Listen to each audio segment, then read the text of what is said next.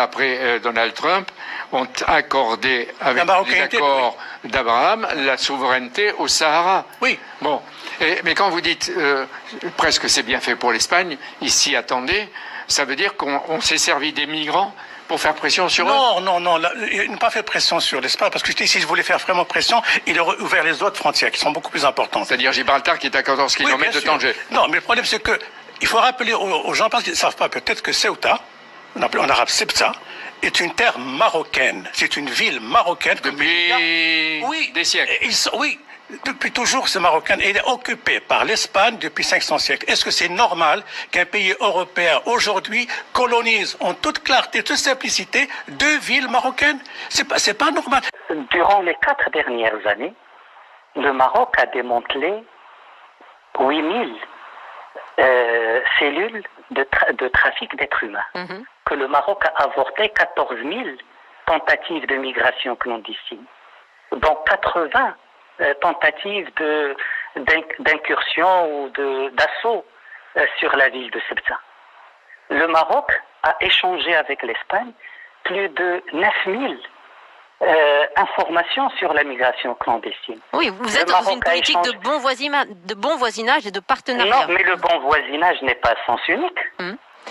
Le bon voisinage n'est pas une responsabilité du Maroc et une liberté de ses partenaires d'agir contre ses intérêts. Il y a une crise ouverte et un conflit clairement avec Madrid aujourd'hui. Alors il y a la question de l'hébergement pour soins sanitaires du chef de la milice et du Front Polisario. Il y a aussi le problème du Sahara occidental. Ces sujets vous concernent étroitement mais dépassent les opinions européenne et internationale. Voilà pourquoi je vous pose la question de ces individus et voilà pourquoi l'Europe vous accuse de chantage à la migration. Que répondez-vous à ces accusations, monsieur? Comme je l'ai dit, le problème est mal posé. C'est comme si le Maroc avait une obligation d'agir pour protéger l'Europe. Le Maroc n'est pas obligé. Le Maroc le fait en partenaire. Et le partenariat a des fondements. Le partenariat est réciproque. Il est fondé sur une compréhension des intérêts des uns et des autres. Oui, et ça veut dire que si les intérêts ne sont pas compris, vous ouvrez les vannes migratoires? Non, ce que je dis, c'est que on ne peut pas manigancer le soir contre le partenaire et lui demander le lendemain d'être loyal. L'Espagne n'a pas consulté l'Europe avant de prendre les décisions qui touchent les intérêts du Maroc. L'Espagne n'a pas consulté l'Europe avant de passer outre des normes même Schengen pour accepter l'entrée de manière frauduleuse d'une personne recherchée par la justice espagnole. Donc l'Espagne a créé une crise, il veut la faire assumer à l'Europe.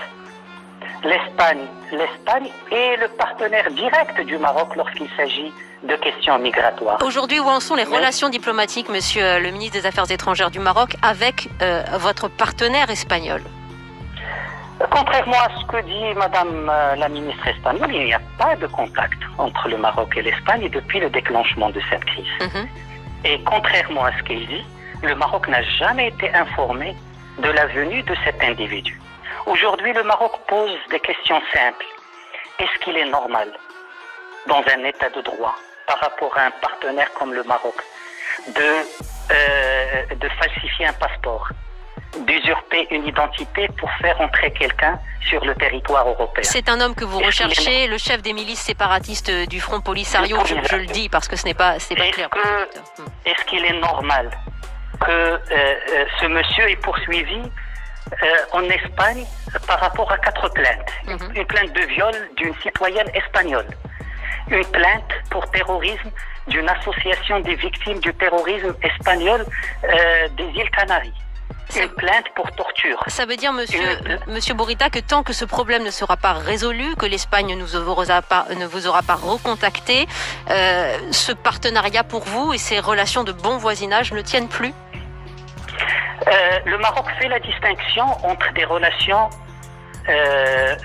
très bonnes avec l'Union européenne et avec l'ensemble des pays, la quasi-totalité des pays membres de l'Union européenne, et une crise bilatérale née d'une attitude hostile de l'Espagne Très bien. par rapport au fondement de ce partenariat. Alors, je vous pose une autre question. Oui. C'est qu'on essaie Oui. de détourner le débat. Alors, il y a quand même et une de réalité. créer une crise marocaine Monsieur le ministre, qui n'existe pas. il y a une réalité Allez-y, madame. qui s'impose, c'est qu'il y a à peu près 1500 mineurs qui sont passés du Maroc sur l'enclave de Ceuta et que, en vertu de la loi, ces mineurs ne peuvent être ni accueillis ni renvoyés dans leur pays d'origine. Ils sont aujourd'hui en errance sur ce territoire à quelques kilomètres du royaume du Maroc. Que faire de ces mineurs? Que leur dites-vous et leur sort vous préoccupe-t-il encore ce soir, Monsieur Bourita? D'abord, vous connaissez les positions du Maroc sur le statut de Ceuta. C'est pas le sujet et ce n'est pas le moment. Mais par rapport à ça, c'est un problème que le Maroc discute de manière franche avec beaucoup de pays européens dans le cadre de sa responsabilité. Le Maroc, au cours des dernières années, l'Europe n'a jamais entendu parler de ce front ouest de ses frontières. Ce n'est pas parce que ce n'est pas une voie empruntée par les réseaux de migration clandestine. C'est parce qu'un pays déploie 20 000 de ses forces de sécurité, pris de la sécurité des Marocains pour agir en partenaire. Et là, il y a une faiblesse. Il y a eu une faiblesse ou une faille aujourd'hui qu'il faut résoudre. Et il y a d'abord aujourd'hui un problème de confiance, un problème de respect mutuel avec le partenaire direct dans cette affaire qui est l'Espagne, par rapport à une crise que l'Espagne elle-même a créée. Merci. Et c'est aujourd'hui à l'Espagne de trouver la solution à cette crise. Merci. Et si l'Espagne pense que la crise pourrait être résolue en exfiltrant le monsieur par les mêmes procédés, c'est qu'il cherche le pourrissement et qu'il cherche l'aggravation de la crise, voire même la rupture. Votre position est claire et vous avez